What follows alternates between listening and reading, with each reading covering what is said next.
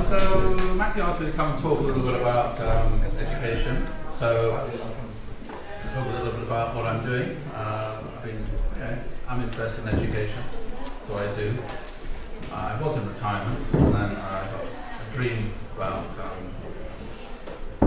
12 years ago, and because I'm packed in teaching my principal, and then God told me, woke me up in the middle of the night and said, "I miss you." And I thought, that's nice. I said, and then I made a fatal mistake. I said, "Why do you miss me?" And he said, "I miss you not teaching the divine principle." And I said, "Why not? Why?" And he said, "Because you teach it differently."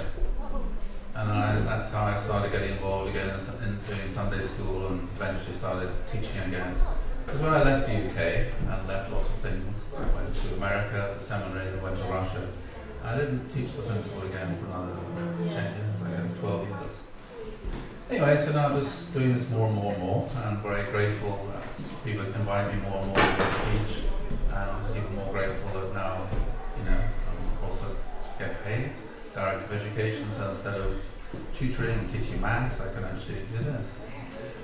Anyway, as every time I teach, it always comes out differently, and I find that the way and the content of what I've been teaching has been evolving over the years. So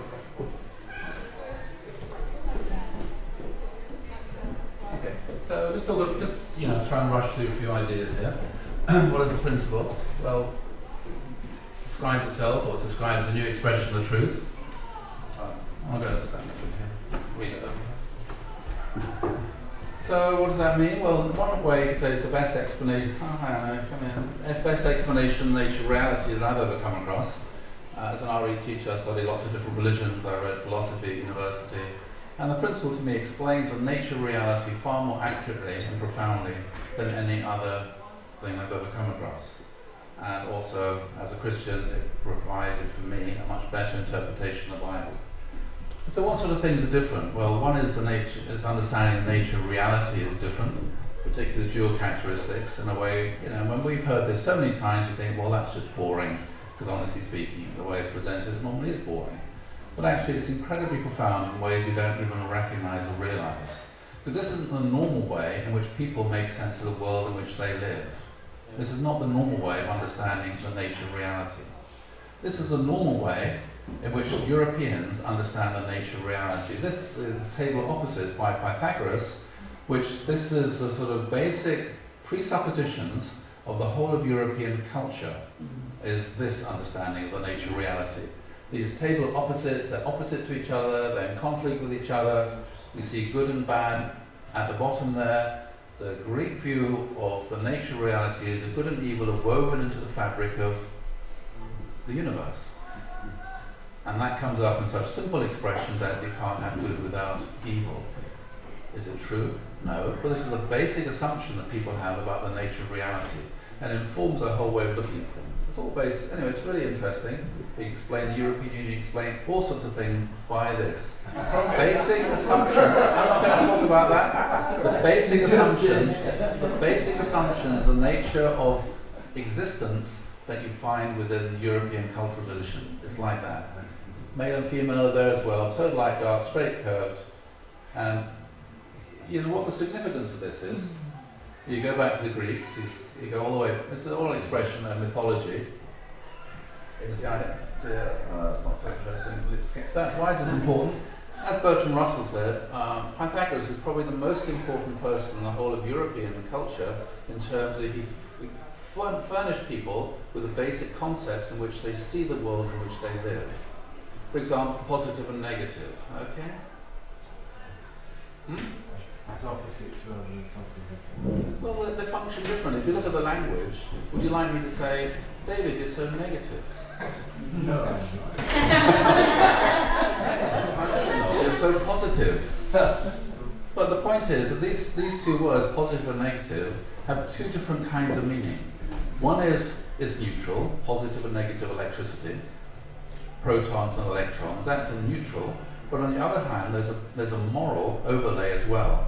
It's good to be a positive person, it's bad to be negative. Yes? That's why women get so upset when they look at the table of dual characteristics, because you've got positive, negative, male and female, and they associate the moral dimension as well. So where does that underlying assumption come from? The positivity is good, negativity is bad. It all comes here from this. All sorts of assumptions that we have in built into our language, our grammar, the way in which you see the world, all these things, it's like you could say this is the result of the fall. That our whole view of the nature of reality became corrupted and distorted, even such that so that it affected our whole language and way of talking about people and things. I'm just skipping through that and spend an hour on this, okay? And the word sinister. Yes, well that's right, left-handed, exactly David. Latin for left, I'm going to remember your Latin, sinister, okay? Which of course means evil, okay? It's the whole thing, that's why people thought you can't write left-handed, you have to, etc., etc., etc. All this stuff, this is where it comes from. You know, it's a result of the fall. And so the implications, Western, this is just standard postmodernist analysis and critique of this whole position, European culture, is that from Derrida, you've got this whole polarity here of all these different things, one against the other, and the whole reductionist enterprise in Western philosophy may be seen as a conquest of B by a transcendent A.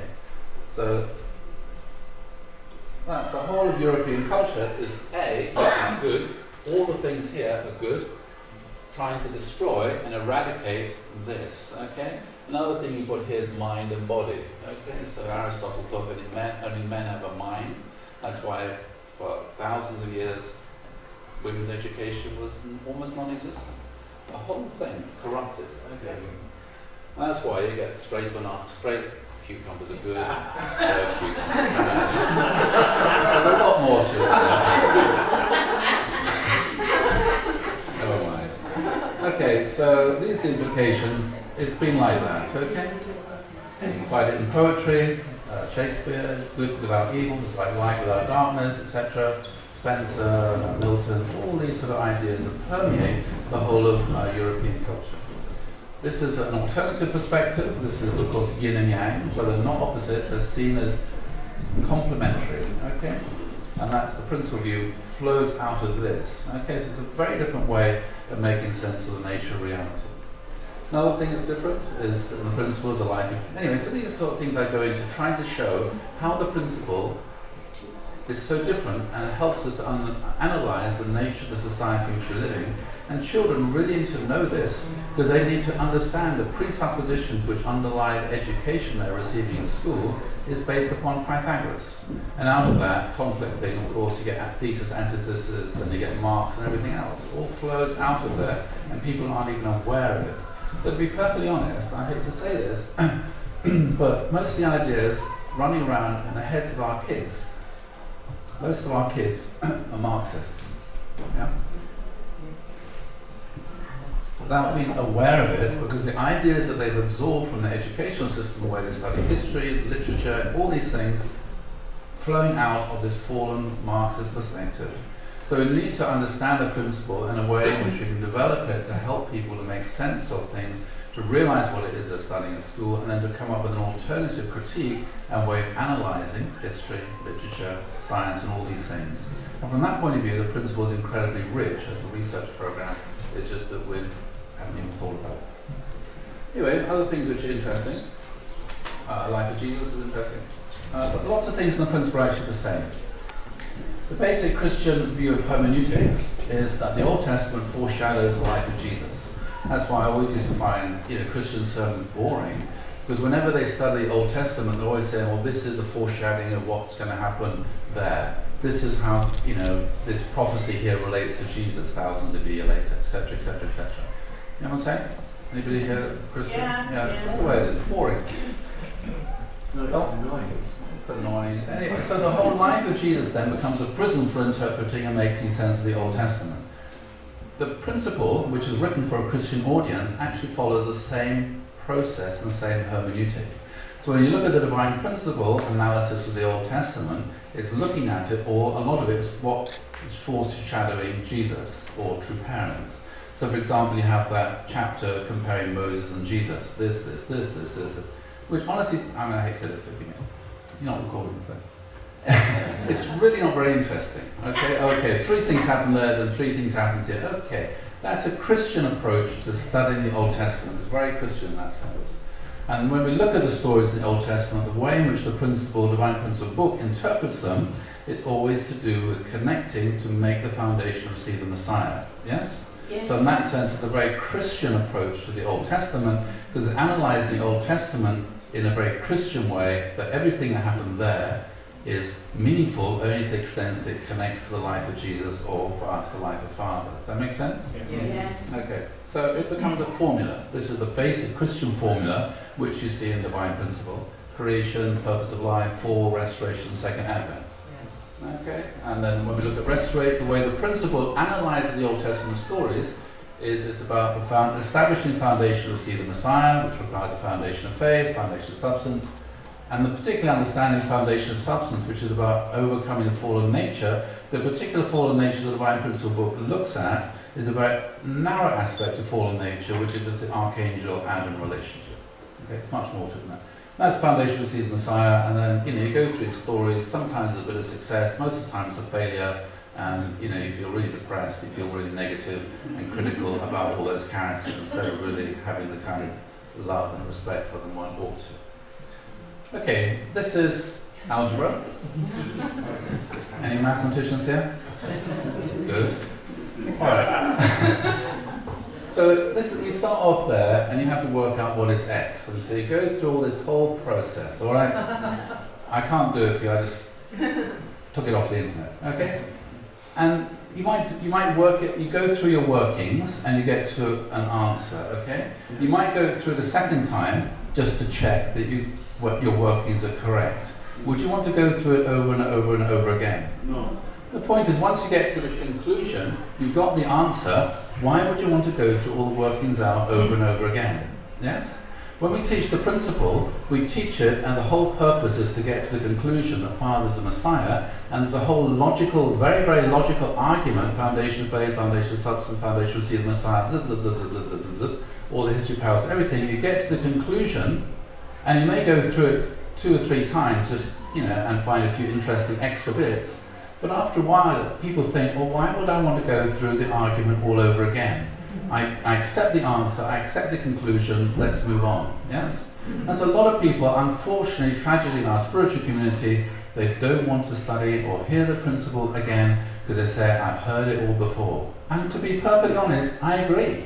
Why would you want to go through the whole argument over and over again when you've worked it out, you've realized the logic all works, you want to move on and do something else? That makes sense? Yeah? Okay, so, and then you've got this whole pattern of restoration. Whoops. And there it is. And there's a conclusion, and then why would you want to go back? Okay? And then, so the way I've been teaching it has been changing over the months, over the years. Really, I've found myself just teaching it differently, because I'm teaching it over and over again. I don't want to just teach it over and over again. I want to go and study, I want to learn. How does this make sense of my life? How can I apply these things into my life? What's the point of studying about Cain and Abel, Jacob and Esau, Isaac and Rebecca, and all these characters, just in the sense of how do they do something right or wrong to make the foundation for the Messiah to come? For me, that's really no longer of any interest whatsoever. I'm more interested to know, how do these stories apply in my life, yes? Which is a very different way of approaching this. So this is the way I do it now, okay? This is, God's ideals, 3 blessings. This is the 4 great realms of heart. You're born as a child, you learn to love and worship your parents, or you're supposed to, and then you learn how to relate to your brothers and sisters, sibling love, then, friends, then you get married, develop conjugal love, then because of that love, then you have children, and you experience the love of a parent for a child. So the whole point is to develop that and to become like God, and to be able to love as God loves. Okay, so what happened with the fall then?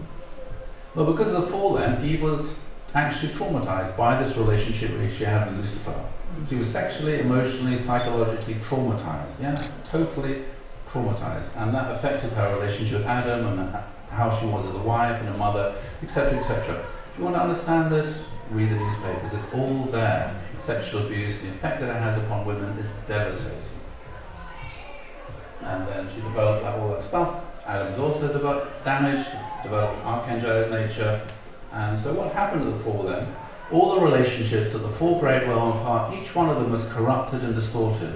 Relationship between man and woman, husband and wife, parents and children, siblings, all these relationships became corrupted and distorted, and all of these relationships need to be restored. Okay? And that restoration is putting these things right. With the fallen sexuality, men inherited this archangelic nature to want to control women and, as it says there, possess and have sexual relationships with women for their own pleasure gratification. And you get all this sort of stuff you see in Braveheart, the man trotting up with his horse, saying, I'm the lord of the manor, I have a right to have a sexual relationship with this young girl before she gets married. That is the world of the fall. Yeah?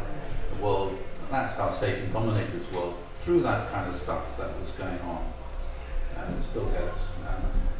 And also there's lots of three blessings. Again, I look into these things in a lot of detail. So what's restoration? Okay, so restoration occurs when people find themselves in the same situation, a similar situation, Adam, Eve, the archangel, Cain and Abel, Jacob and Esau, their father, their grandfather, one of their ancestors, you find yourself in a similar situation, and then you face the same temptation to do the same thing that they did. Yeah? Because we inherit certain habits of behavior, certain patterns of thinking, certain ways of responding to certain situations. We inherit this from our parents, our grandparents, all the way back. So people find themselves in a similar situation to what Adam, Eve, the archangel, Cain and Abel, their Auntie May did, and they have to face the temptation to repeat the same mistake, to continue and perpetuate that pattern of fallen behavior, but instead they, draw back, pray, think about it. Actually, this is the wrong thing to do. Instead of doing that, I'm going to do it differently. So restoration, find yourself in a similar situation, facing the same challenge and the same temptation, but instead of repeating that mistake, you do it differently. Yes? You overcome your fallen nature, follow the original nature, your conscience instead. That make sense? Yeah. I faced this many times in my own life. Before I heard the principle, long story cut short, I went to boarding school, I fell in love with my tutor's wife. I was about 17, 18, she's in mid-20s, and I wanted to marry her. The only problem was, she's already married. Problem. So I thought, I wish her husband would die. I'm serious, I'm not a nice person. Okay? I'm not a nice person. I thought, I wish her husband would die. Then I can get married to her. But then I thought, my God, what a selfish person I am. I realized I don't really love her, I just want her for myself. And I thought, oh, that's wrong. I'm not, and then I got to the point where, okay, actually, if I was a really nice person, I just want her to be happy. Anyway, so I went and told her this, explained all this to her, and she told me to ask her to come and tell her husband, so I had to go and tell her husband, I've fallen in love with your wife, wanted to marry her, and I wanted to die. But the good news is, I realised I'm a really self-centered person, and actually I don't want that anymore, I just want you both to be really happy. And when I heard the principle, I realised I went through a similar sort of situation as Lucifer.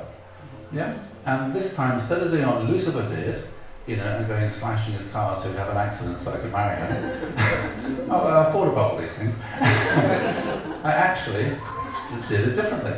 Yes? So I realised then I restored that aspect of my fallen nature through that. Yeah, that makes sense? So that's what restoration is. And people find themselves, it's not just what happened there, it's what goes on in our life as individuals. All human beings will find themselves in these sort of situations where they have to do it differently. So, this is all about the purification of the lineage then. Yes? Gradually, incrementally, all these aspects of fallen nature being removed from the lineage so they're not passed on from generation to generation. Yes? People say, oh, well, because, one's own father might have beaten one and one might feel tempted, your child starts misbehaving, you feel like beating them as well, no, I shouldn't do that. And you try and do it differently, you try and break this cycle of abuse that has gone on through the generations. And so all these relationships need to be restored, all different aspects of fallen nature, between Adam, Eve and Lucifer. And so in these different stories, you can see these people being put in the same situation to deal with these different issues. So that is restored through the Abraham, Sarah, Pharaoh relationship. Lucifer, Adam, well that's obviously the usual one we go through, Cain and Abel, Jacob, Esau, Joseph and his brothers. There's also the parent-child relationship between Ham and Abraham and Isaac and Ham and Noah and Rebecca and Jacob. And then there's a husband-wife situation, Isaac and Rebecca, and sister, Sarah, Hagar, Rachel. So all these different dimensions of the four great realms of heart which are corrupted, each one of them needs to be restored. So I'll give you an example, the sort of thing which I teach. This is restoring the relationship between the Archangel and Eve. So as I said, men inherited this nature to want to control, possess, have sexual relationships with women, their own pleasure and gratification is about lust, not love. Yes, I realised that with my tutor's wife, if I really loved her, I wouldn't want her husband to die. I realised I just wanted her for myself. It's just selfish love. Yeah? And so women then inherit a tendency to be seduced by powerful men and to be seductive. So what goes on here? We've got this story here, just whizzing through all this because you know it all. Abraham and Sarah, they go down to Egypt. Sarah's incredibly beautiful. Pharaoh hears that, Miss Palestine has just arrived. He invites her around for tea, and after tea, he's so attracted by her, he invites her for dinner. After dinner, and after 8 minutes, he says to Abraham, there's a nice Airbnb outside the palace, but Sarah, your sister, can stay over. And so she stays there. And according to the stories I often bring up lots of things from the Talmud. Anybody know what the Talmud is, or do you need an explanation? It's a Jewish commentary on the Torah. Okay, there's a book, one of the 8 scriptures that Father said is one of our scriptures. It's called World Scriptures, and in there you find many excerpts and quotes from the Talmud. So Father there, to recognizing the authority of by studying the World Scriptures, one of our scriptures, thereby he's recognized the authenticity and the authority of all the scriptures of the world. Yeah, incredibly generous thing for a founder of a faith to do. Anyway, so I often quote from the World Scriptures as well, because it's part of our scripture, not that you read it very much. So what's going on here? Well, at the fall, Lucifer, who was more attractive to Eve? Lucifer, who was very powerful, very sophisticated, very knowledgeable, could take her around, show this, that and the other, or Adam, who was probably, playing with the frogs at the stream. Yeah. Lucifer's a much more attractive figure, and so Eve then was drawn towards Lucifer and they fell, okay? So restoration then occurs when Sarah, in the same situation as Eve, she's placed in the situation to deal with that temptation. So the Pharaoh then comes along and knocks on her door in the middle of the night, this is in the Talmud, and says, starts chatting her up and invites her to become his wife, to marry him, become the Queen of Egypt, the wife of the most powerful man in the world. And so she has to make a choice between living a life of luxury, with feather beds and silk clothes and people to do her fingernails and her toenails, as many pairs of Jimmy Choo shoes as she could possibly want, or carry on living in a tent with Abraham, yes, when she's in her 90s. Okay? That's her temptation. And she overcomes that temptation to become the wife of Pharaoh and remains faithful to Abraham. And so Pharaoh then gets a dream and etc., etc. So what's going on here is Eve then, finding herself in a similar situation, has to overcome the same temptation. Sorry, Sarah finds herself in the same situation, Eve has to overcome that temptation, and through doing that she purifies herself. Yes? So that aspect of the fallen nature is not passed on through her lineage. So that's a gradual incremental purification of the lineage of people finding themselves in these situations, overcoming their fallen nature, so that aspect is not passed on to the next generation. Does that make sense? Yeah. And so many people find themselves in these sort of situations. It's not unusual.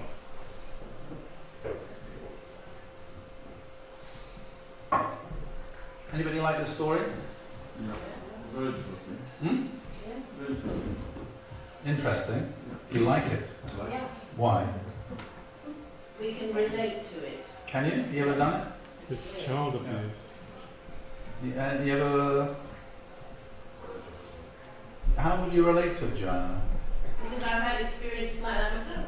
Of being told to go and kill your child? Previous one. This one? No, sorry. This one. Oh yeah, that one. This one's more hard. I'm talking about this story. Oh, okay. You like this story? No. I hate it. It's really painful. Yeah, it's the most horrendous story in the whole of religious literature. Yeah. But this event is the most important event in the whole of human history. This event is the event which is the founding event for Judaism, Christianity and Islam. Jews pray about this every day. So what does it mean? It's really important. So when we look at it, we talk about it more in terms that it's to do with restoring the, Abraham didn't cut the doves. But actually there's much more to it than that. The story is incredibly meaningful in its own right. So there we are. I don't think they'll like me after all this. Anyway, after these things, God tested Abraham and said to him, Abraham, take your son, your only son Isaac, put in a knife and who you love, offer as a burnt offering. So Abraham rose early in the morning. So why did God test Abraham? What's the meaning of a test? In the Hebrew, which is worth looking at, the word test and miracle are the same word. How can that be? How can a test be a miracle? So supposing you're sitting by the side of a swimming bath and you're watching these people climbing up and jumping off the high board. They're amazing. And you realise you can watch 100 people jumping off and not a single one drowns, breaks their neck, or has all their innards splattered out all over the swimming pool. And you think, I'd like to do that. And you climb up to the top board and you look over and you can't do it. Why not? Because within oneself there's certain concepts. One is afraid. It's not rational, it's totally irrational. Rationally, it's safe because you watched 100 people doing it. But there's barriers that we have within ourselves which prevent us from doing that. But if you can actually do it, then as soon as you've done it, you feel so exhilarated, you do it over and over and over and over again. So when one goes through that kind of test, one's actually breaking a barrier within oneself. One's actually moving out of one's comfort zone to a different spiritual space, yes? So that's what's going on here. Abraham passed many tests and as part of his spiritual development. He'd gone through many tests, many challenging situations that God put him in to break down the concepts and the barriers that he had within himself, things that needed to be changed.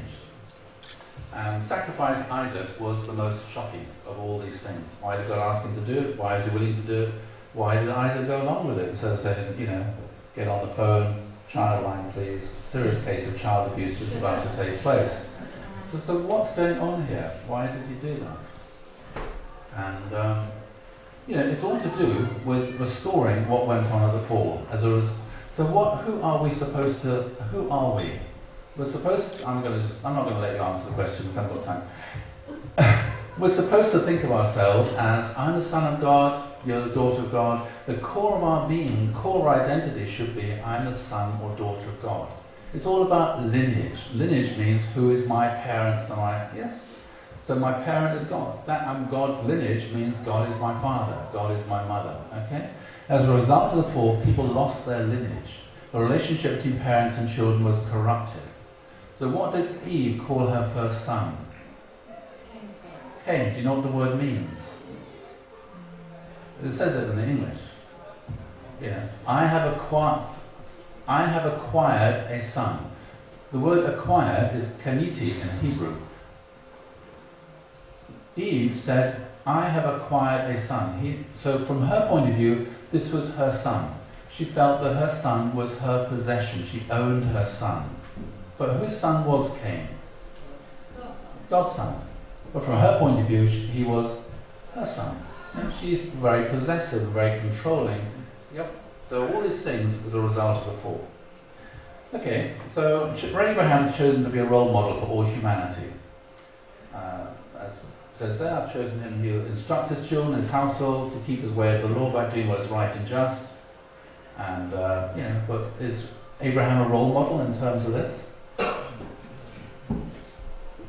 If somebody said, oh, God just gave me this revelation, I should go and put my son to death, would people, and I'm following here the example and role model of Abraham, what would happen to that person? They get locked away, rightly so. But, God said to Abraham, I've chosen you to instruct your children to what is the way of the Lord, by doing what is right and just. So how do you explain this?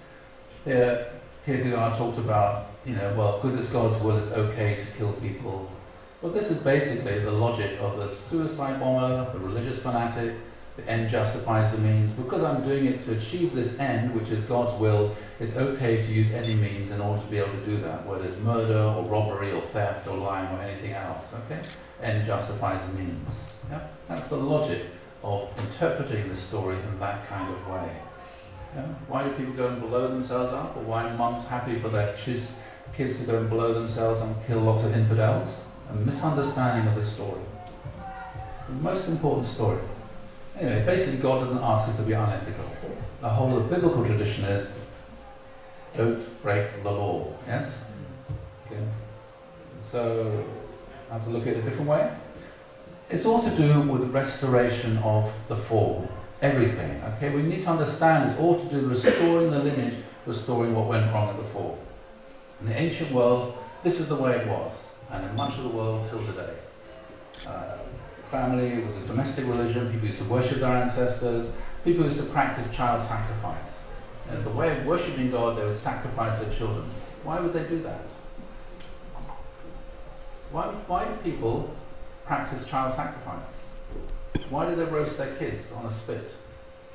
Why do they do it? As an offering to God. Are these people religious?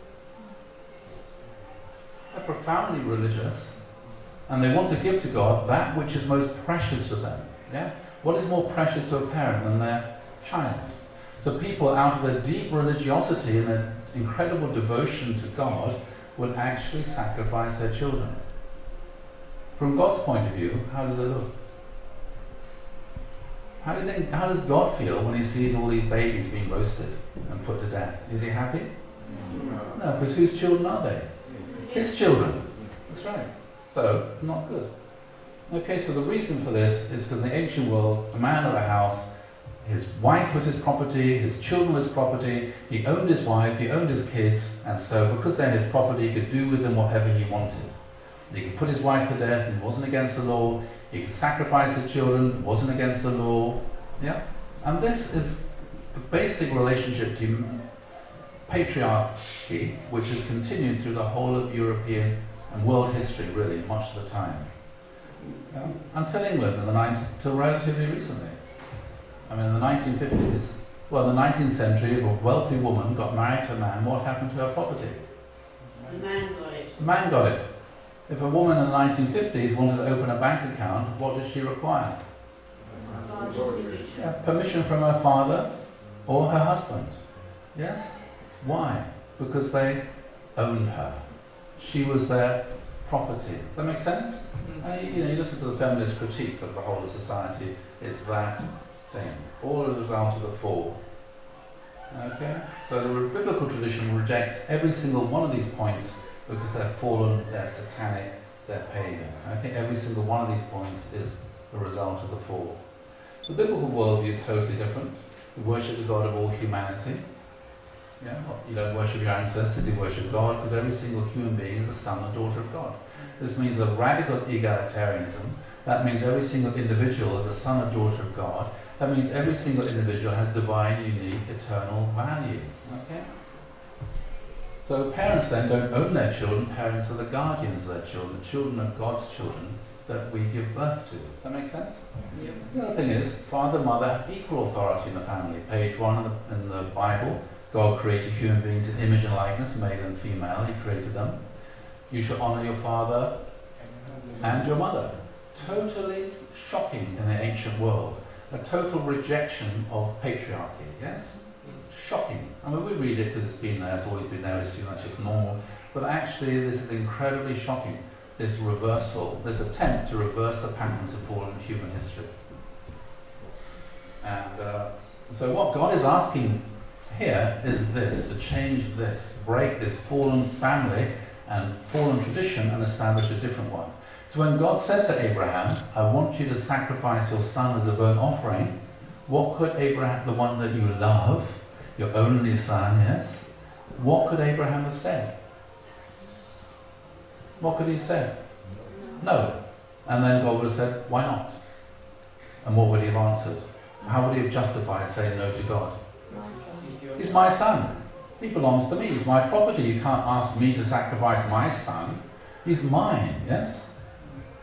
So what God was asking Abraham to do is to recognize, actually, I have the authority to ask you to sacrifice your son because he is my son, yes? And so Abraham was having to recognize, actually, my son is not my son is God's son, and therefore I cannot say no to God because he doesn't belong to me. Does that make sense?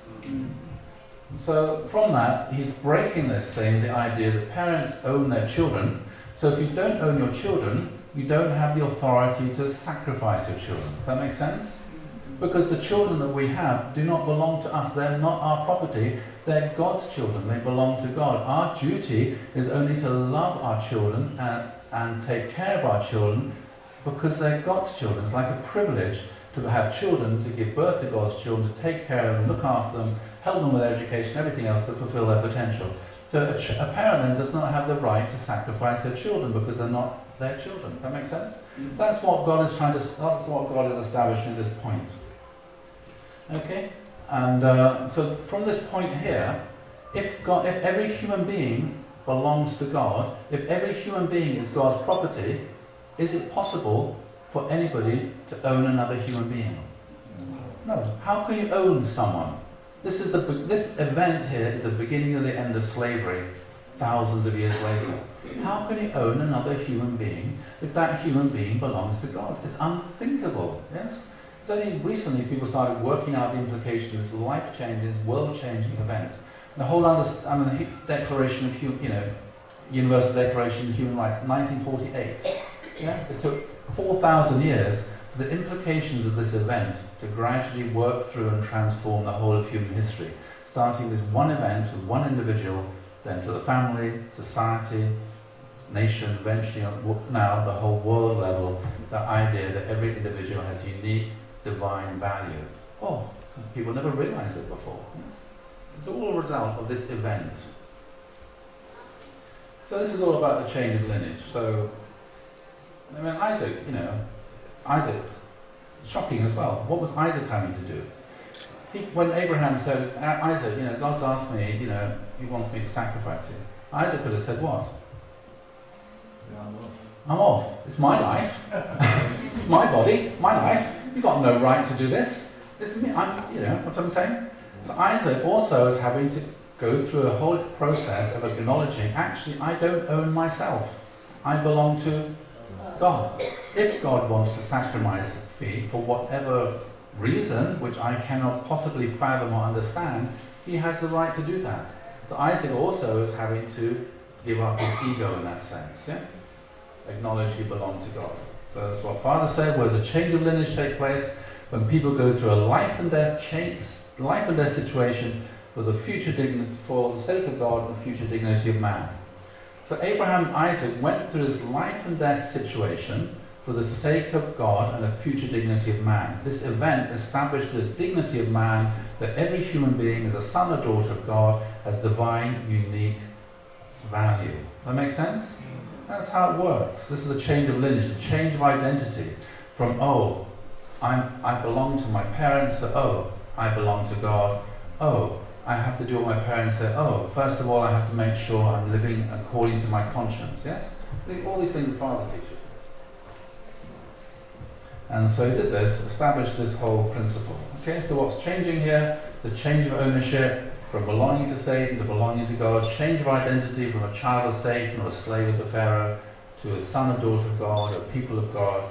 And it's a change of lineage, a change of sovereignty, all different ways of doing this. And so Father talks about this as well. That, you come to a position where Father will change your lineage in God's sight. Now you become God's property. Yeah? All these metaphors that you get from there, Father also talks about these things, we just didn't notice. Become God's property. Satan have no way to claim you. You can be placed in the storehouse of God. The statement to keep now, you put in prison, don't worry, because you say, I've got no power over you, true parents have changed my lineage, I no longer belong to you, I belong to God. Okay? All these things that was established by Abraham and Isaac, Father, inherited all that and was teaching that. So all these links, which I try to bring up, Abraham and Isaac, then this was passed on into the dedication ceremony when Jewish boys are circumcised and they're 8 days old, snip. And then when we have children, then we dedicate our children on the 8th day to recognize this is not my child, I'm dedicating this child to God because this is God's son and this is God's daughter, and I'm going to take care of your son. Thank you, Heavenly Father, so much for giving me this son. I'm going to take care of your son and look after your son on your behalf. Does that make sense? Yeah. So this is, what I teach. This is the way I teach it. A lot of conversation, a lot of trying to unpack these stories, get to the real meaning of these stories, and how do these meanings apply to our own life. I didn't do that very much today, but that's basically what I'm interested in. And then I had this experience when I was teaching, and then some of the second gen came up to me after workshop, said you can actually build a spiritual community upon the way you teach the principle, as opposed to the chronology, the argument, but actually by going into these stories more deeply. And I thought, well, that's interesting, and then I had this experience January this year. I was invited to go and teach in Australia, a principle, and the only thing I was told was the Australian second gen, they're not into religion, and they're not into God, and not into church. So I had to go and teach them for 7-day Divine Principle workshop, and not only information I was given, they're not into God and they're not into church. And I thought, my God, what am I going to teach them for 7 days? And then finally, my whole way of teaching the principle changed.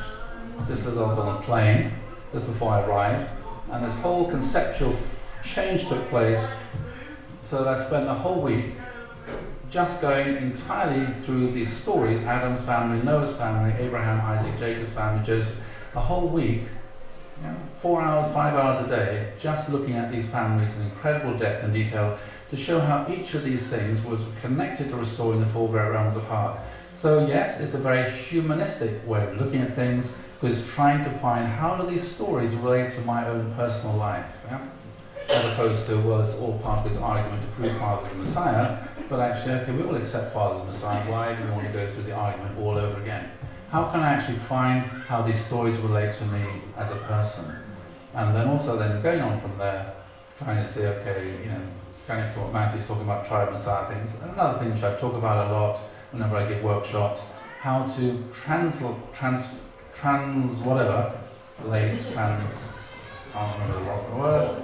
Transcend. Not transcend. Anyway, how to apply this into one's own life, yes? So Father talked about home church, tribe Messiah's home church, okay.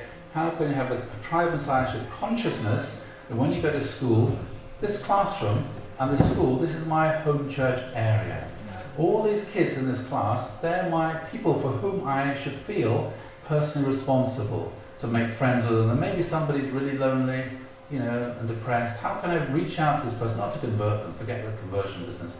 How can I take care of this person, and work your way through the servants, etc., etc., etc., in the classroom, in the school, how to get involved in the community to serve the community, how to get involved, restoring relationships with one's own family, relatives, uncles, aunts, and you've got plenty of broken relationships within our own families, and that's how it's not about converting people, it's about restoring the relationship to the way it's supposed to be.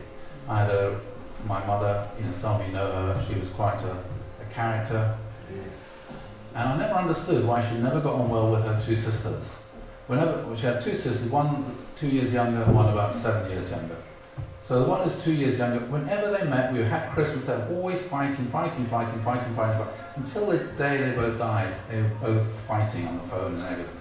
I could never understand why. Then I had another aunt I only ever met once in my life. She lives in Israel. I met her once. My mother always discouraged me from going to see her or anything. I met her once when she happened to come to London for about half an hour, when in my early 20s. Then about 30 years later, I went on a MEPI to Israel. And I thought, I've got an aunt who lives in Israel. Why don't I go and see her? So I managed to get my mother to give me the phone number.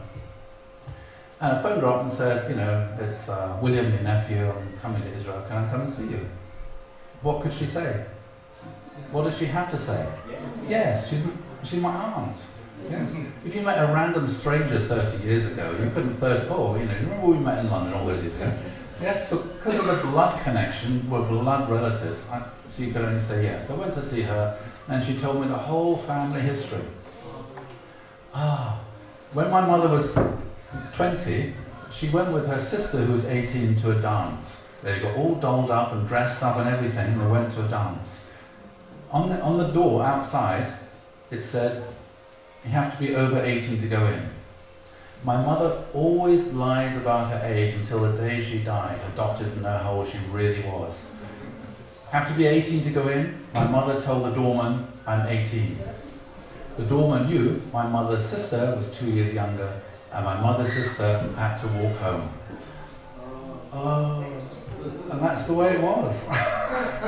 And it went on like this. My aunt always accused my mother of stealing her boyfriends, and it was like, went on for, I didn't know all this. Anyway, my younger aunt told me all this.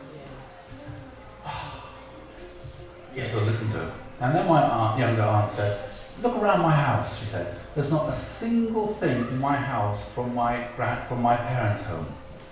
Yeah, I couldn't see a single thing, not a single ornament or anything, not a photograph, nothing.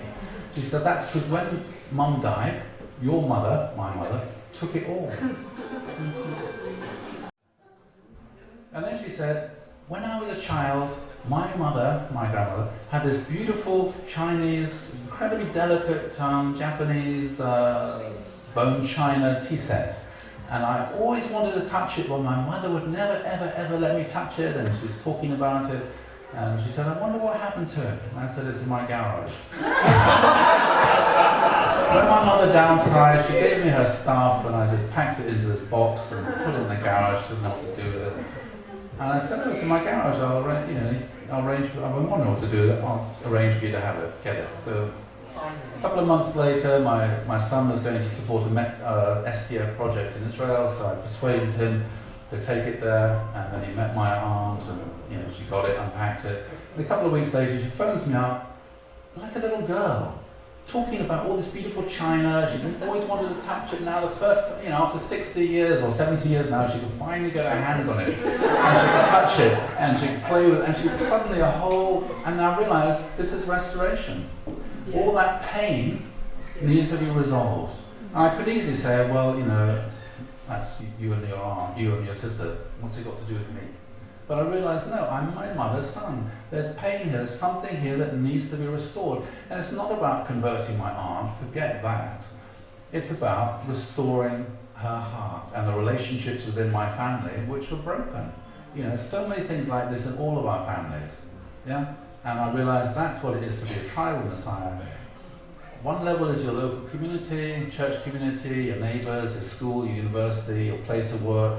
The other is your own flesh and blood family, and trying to mend these broken relationships and hurts which are there. Yeah? And I realized, that's all it is really. It's really simple. It's very normal. But I think that's how it translates. Translates for me. Okay, into that. So when I teach, I try to help people to translate this theory that you find in the book into daily life. Yes? How does this work in our lives, in our own lives, in our family, our relationships, in order to restore things and make things the way they're supposed to be? That make sense? Yeah. Anyway, so I've been prattling on for far too long. Anyway, has anybody got any questions? I know a lot of what I said is sort of different. I really want everyone to come and study the principle, get your teeth into it, into these stories. I was invited to Sweden for a 2-day workshop. I just spent 2 days just looking at these stories. Now on the basis of that, I'm being invited to Croatia, I'm being invited to Germany, get invited around the world. The only place which doesn't invite me to come and teach workshops is England. England. But Scotland doesn't either. And I'm waiting for an invitation from Wales too. They even got one from Ireland. Please invite me to come to your region and to teach for a whole day, 2 days. It won't cost you a penny, okay? We've got an education budget, it'll cover all the transport and everything else. All you need to do is give me lunch, okay? And I don't want to make my own. And I really want to come and share the principle with you because it can change people's lives. People came in last month for a 7-day workshop just looking at these restoration stories. Nothing else, okay? And how they worked. And as Matthew said, 3 of the participants, they wanted to go, because the principle came alive inside them, then they wanted to go, 3 of them wanted, a guest, they wanted to invite to a workshop which is supposed to be next month. But I had to cancel that because I couldn't find 30 people. But anyway, I want to do that, I booked in for 2 7-day workshops for next year, and also tentatively for December. And if I can get that arranged, then I want you, your kids, your young people, your guests, your old people, anyone to come along to these workshops. Doesn't matter how old you are. Doesn't matter whether you believe in the church or not. It doesn't even matter whether you believe in God or not. Yes, and all the Australian kids, they became really alive with the principle, and they liked it in itself. It changed their lives. The principle is there to change, to restore us, to change our lives, to transform our lives, and to heal our hearts and heal our relationships. That's all it's about, is healing all these different relationships that became damaged at the fall. Yes? It's so transformational if it's taught differently than it has been taught in the past. Anyway, it's 1 o'clock sometime. Yes, someone had a hand up? David. Do you teach the same way to existing members or new guests? The same way you change your style a little bit? Nope. Same. To me, everyone's the same. I don't care whether someone believes in God or not, whether a church member or not a church member. I teach everyone in the same way. The Word of God applies equally in the same way to everybody. What? But if they haven't heard the principle, They don't need to hear the principle. It doesn't matter. These stories, they come alive in their own right. Yeah? And at what point do you tell them Father's Messiah if they don't know? You say it teaches this. I'm just trying to understand how it will pan out. Well, eventually, you get to that point. But to me, I was teaching in North London a few years ago, every week, and some of them, I just teach you going through it very slowly. And one of the members said, why can't you kind of hurry up and get to the conclusion? So my guests can accept Father's Messiah. And I said, well, what am I going to do next week? If we just stretch it out, they enjoy it. They enjoy the company, they enjoy the prayer, they enjoy the spiritual life, the social life. There's some little difficult point that they can't accept, but they still, well, I enjoy coming anyway. I'll put that bit on the shelf. And, and that's just, you're creating a spiritual community. Not based upon, they have to accept Father as a Messiah. Because at the end of the day, it's how you live your life which counts. Yeah, and restoration, not just because you believe Father the Messiah, you don't believe Father the Messiah. In terms of when you die, it makes no difference at all whatsoever whether you go to heaven or to hell. Yeah, that's a Christian view. We're not like that. To go to heaven, you have to create heaven. You have to create heaven around you, in your relationships with others, in your family, in your community. You create heaven, so when you die, you go to heaven. Yes? That's the principle. It's about changing ourselves, becoming loving people, going through these different stages, okay? Yes, nice, people believe Father's the Messiah. But to be honest, 40 years later, I don't think that's the most important thing anymore. It just becomes an argument. I believe he's not Messiah, therefore I can't come to your group anymore. I think it's much nicer if we had a much more inclusive community where some people believe Father's the Messiah and some people didn't, and they still felt, there's space in the spiritual community to me, even though I don't believe in God, I'm a Buddhist, even though I don't believe Father's the Messiah because I'm a Christian, yeah, but I still feel this is my home, this is the place where I experience God's presence. And I don't think it's helpful, although I believe Father's the Messiah, of course, don't get me wrong, I believe in true parents, I believe in all the things I'm supposed to believe. But for me, the most important thing is how we live our lives and becoming a more loving person. But yes, if you want to come to a regular 7-day workshop, I do teach all that, yes. But this particular series I'm teaching, it's there. Because the principle emphasizes a lot about Father brings God's image and purity. I go through all that, but I explain what that means. I explain what lineage is. I explain why it's blood lineage. What's all this yucky stuff about blood lineage? And what's that about? I'm coming from a very humanistic angle in a way that try to help people to find it in themselves. So why do we talk about blood lineage? Has God got blood? Seriously, has God got blood? Tell me, David, has God? No. So why do we talk about God's blood lineage then? Well, it's emphasizes a lot. Yeah, but why? Not to emphasize it. Why? Well, you have to explain to me. I don't know. Okay, well that's the thing. Okay, that's the thing. Blood lineage is a simple expression in English. Blood is thicker than water. Why could I go and see my aunt 30 years later, having only met her once in my life? Because she was my aunt. Blood lineage. If it's just some random person, even a great friend who I haven't actually bothered to contact for 30 years, I feel really awkward picking up the phone. Because she's my aunt, blood lineage. So the reason it's got blood lineage is to emphasize the closeness. That's how God sees us. We are God's children. It talks about not water children, but blood children. Yes, it's a metaphor. That's why it's used. Yeah, Joanna. I think part of the concept that we joined with comes from this Christian understanding about what the meaning of Messiah is. So for me personally, my background was believing in a Messiah who can work miracles.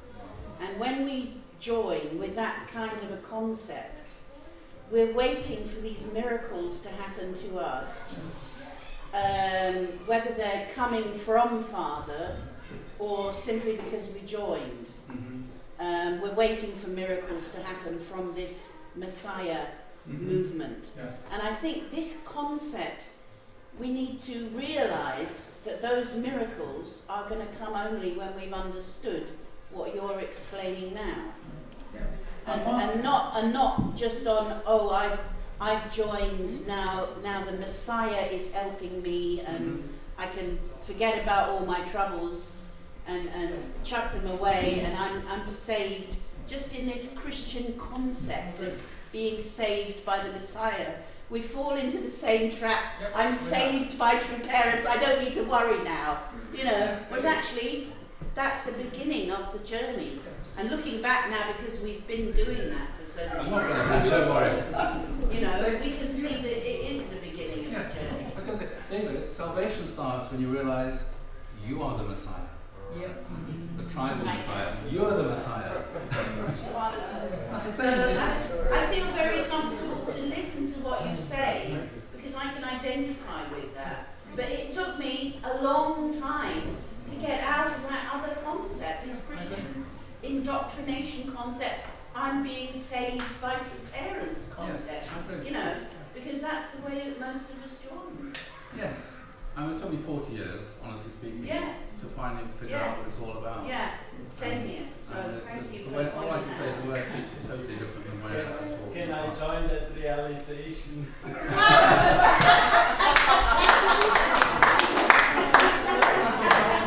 Another 20 years. I'm trying to democratize messiahship. You are the Messiah. Don't No, expect me all to together. say. I am the Messiah. I am the I am the Messiah. Messiah. I'm not just a naughty boy. I am the The Messiah. Messiah. Naughty boy as well. Anyway, so I'm really excited about the principle. I love the principle. I love teaching it, and it's life transforming. You know, it transformed my life all those years ago, and I think it can still transform people's lives. We really need to get it, get our teeth into it. And unfortunately, a lot of people don't read it so much anymore. Yes. To be in charge of the education department of our movement or FFWPU, or whichever way you say it, is a huge responsibility. And that is one perspective or one set of lectures you have developed now and you try to present, fine. But there are people also in and outside our movement who have really not, you say you come from a humanistic point of view. That's a statement, but there are people who are deeply religious, what we call in the traditional sense, or very spiritual. And I ask myself, how do we address them? How do we accommodate for them? I have no answer, and maybe you also contemplate. I just touched on a few points here. Depends who I'm teaching. I mean, if I'm teaching people who are very religious and Christian and whatnot, then I teach the principle in that way. I try to teach the principle in a way which works for whoever it is that I'm teaching. And I find that whenever I'm teaching, it always comes out differently. I feel it's not me teaching, it's coming through. Yeah. Generally speaking, most of the time, I feel the principle is coming through me. That's my overwhelming experience. I don't know what I'm going to say, it just comes through me. And that's all I can say. And it wasn't I worked this out, I just found myself, listening to myself, I found myself teaching differently. And every time I taught, it changed differently until I had this realization, when I went to Albania, then I went here, I suddenly realized actually, there's a different way of presenting the principle, which is about these four great realms of heart. And yes, it's definitely all about God and experiencing God and all these different aspects. Yeah. I mean, I do bring that in. I'm just trying to be provocative here. I know Well, it's it's a going to video annoy a lot of contemplation. people here if I say I'm making minutes. But it's about, sorry. This is just a fraction of what I teach. I mean, I teach like everything I teach now is very different than the way I taught it. I've just been reading so much over the years, and it just comes out really differently. But I can do all the religious stuff as well. And I do teach that to people that are interested in that. It's more about. So your workshops, when we invite people in your workshops, when you present the lectures, they have to have a clear heading, a clear motto, which way you present what we have to present, the incredible material we have. At the moment, motto which came from somebody was reading our lives through the principle.